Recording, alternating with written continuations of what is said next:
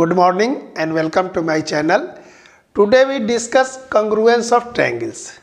So first of all, we discuss about word congruence. Congruence क्या होता है? तो इसके लिए दो एग्जाम्पल्स लेते हैं.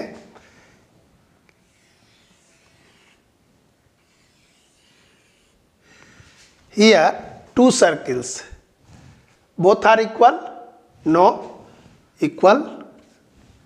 But both are circle. It means कि दोनों सर्किल है, शेप इसका शेप सर्किल का है, but size is not equal.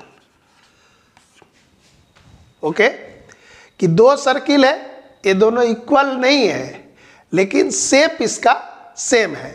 Similarly अगर टू स्क्वायर लेते हैं, देखिए ये स्क्वायर है और यह भी एक स्क्वायर है, तो ये दोनों स्क्वायर का शेप क्या है? सेम है, बट साइज सेम नहीं है. तो कंग्रुएंस मीन्स होता है कि two figures are said to be congruent if their shape and size are equal. किसको कहेंगे कंग्रुएंट? तो कोई टू फिगर हो जिसका शेप और साइज दोनों इक्वल होगा, तभी कहेंगे कि दोनों फिगर क्या है? कंग्रुएंट है. ओके, अब ट्रायंगल्स के केस में क्या होगा? तो अभी हम लोग देखें कि two figures are said to be congruent if their shape and size are same. तो शेप और साइज हम लोग कैसे देखेंगे? For example there are two triangles, angle A equal to angle D, angle B equal to angle E और angle C equal to angle F. देखिए ए angle इसके इक्वल है, ए एंगल इसके इक्वल है और ए एंगल इसके equal है. तो दोनों ट्रायंगल कंग्रुएंट है? नहीं है. क्यों? क्योंकि A B not equal to A E और A C not equal to D F और B C not equal to E F. कब शेप और साइज सेम होगा? जब उसके सारे एंगल इक्वल हो और सारे साइड इक्वल हो. इट मीन्स कि टू ट्रायंगल का शेप और साइज सेम कब होगा? तो जब दोनों का एंगल और साइड, इसका जो एंगल इसके इस एंगल से, इसका एंगल इससे, और ये जो साइड है ये इक्वल होना चाहिए. यह साइड से इक्वल हो और यह साइड इस साइड से इक्वल हो. इट मीन्स कि A B equal to D, इसका मतलब क्या हुआ कि यह साइड और यह साइड इक्वल होना चाहिए, यह साइड और यह साइड इक्वल होना चाहिए. तो इसको ही बोलते हैं करस्पॉन्डिंग पार्ट. देखिए यहाँ पर टू ट्रायंगल्स गिवन है. इस ट्रायंगल का ए एंगल और इसका पी एंगल इक्वल है, इसका एंगल बी और इसका एंगल आर इक्वल है और इसका एंगल सी इक्वल टू है एंगल क्यू. साइड कंपेयर कीजिए, ए बी इक्वल है पी आर के, ए सी इक्वल है पी क्यू के और बी सी इक्वल है क्यू आर के. तो इस दोनों ट्रायंगल को हम लोग लिखेंगे इस तरह कि ए बी सी ट्रायंगल, और इस तरह कंग्रुएंट का साइन देते हैं और लिखेंगे पी आर क्यू. देखिए क्या डिफरेंस हुआ? यहाँ लिखे ए बी सी और इधर लिखे पी आर क्यू. अगर आप ऐसा लिखेंगे ट्रायंगल ए बी सी और इस तरह ट्रायंगल पी क्यू आर, तो ये गलत होगा. क्यों?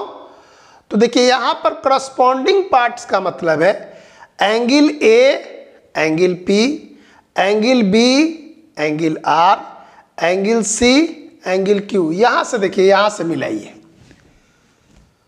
ओके, तो इस तरह हम लोग जब लिखते हैं कि ट्रायंगल ABC कंग्रुएंट है ट्रायंगल PQR, तो ये गलत हो जाएगा। इसको ही बोलते हैं corresponding parts of congruent triangle, और इसको शॉर्ट में लिखेंगे CPCT, congruent parts of congruent triangle. कि जैसा इसका पार्ट है, पार्ट का मतलब है कि एंगल और साइड, तो हम एंगल को कंपेयर करते हैं कि जो एंगल जिसके इक्वल है वैसा ही लिखेंगे। देखिए angle A, angle P, angle B, angle R, angle C, angle Q। Okay, तो जब जो ट्रायंगल में पार्ट को नहीं ध्यान देंगे तो ये अगर लिखते हैं तो गलत होगा। तो इस तरह आप समझे कि दो ट्रायंगल कंग्रुएंट कब होगा, तो जब उसका करस्पॉन्डिंग पार्ट इक्वल होगा। करस्पॉन्डिंग पार्ट मतलब एंगल इक्वल हो और साइड इक्वल हो। तो दो ट्रायंगल कंग्रुएंट होने के लिए कुछ क्राइटेरिया है, उसको लिख देते हैं। अब तो आप समझ गए कि दो ट्रायंगल कंग्रुएंट कैसे होंगे। देखिए यहाँ लिखेंगे criteria for congruence of triangles.